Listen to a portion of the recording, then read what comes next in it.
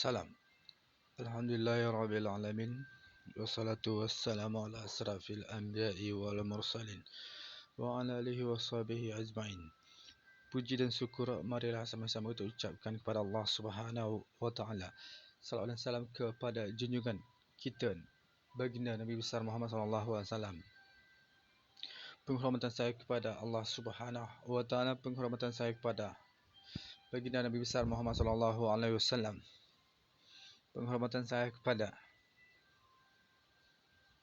atau jinnya Allah Subhanahu wa taala. Penghormatan saya kepada umat baginda di seluruh dunia internasional. Penghormatan saya kepada negara Malaysia. Penghormatan saya kepada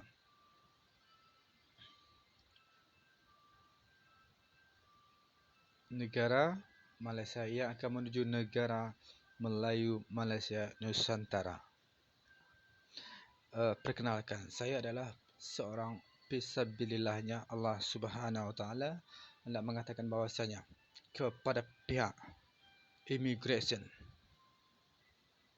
dan pihak kepolisian, ya, kalau awak terlalu belagak sangat, ya, membanggakan status awak, ya, saya pun akan membanggakan status saya. Ya, kita saling mengenalkan. Dengar pihak immigration dan pihak kepolisian. Kau adalah polis dan immigration. Saya yang jaga engkau. Saya boleh saja kenakan engkau, matikan engkau dan jadikan engkau babi pukima anjing atau saban babi 21 keturunan. Sehingga engkau akan tergelupur-gelupur beserta keluarga engkau dan tak akan mati-mati sampai bila-bila.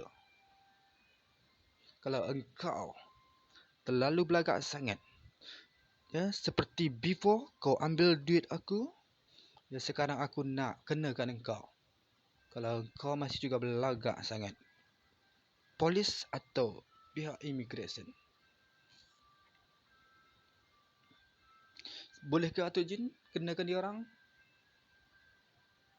Kalau melampau kena kemungkaran, kenakan dia orang. Kenapa? Dah keterlampau tak berbagus terhadap umat baginda Nabi besar Muhammad sallallahu alaihi wasallam. Jadi terkena hukum haram. Seolah-olah negara Malaysia ni punya kau. Kau tahu polis pukima anjing, immigration pukima anjing, yang jaga polis ini siapa?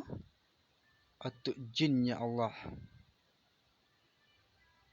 Kalau tak ada Atuk Jinnya Allah, engkau immigration pukima anjing, polis pukima anjing, kau bukan siapa-siapa dekat sini.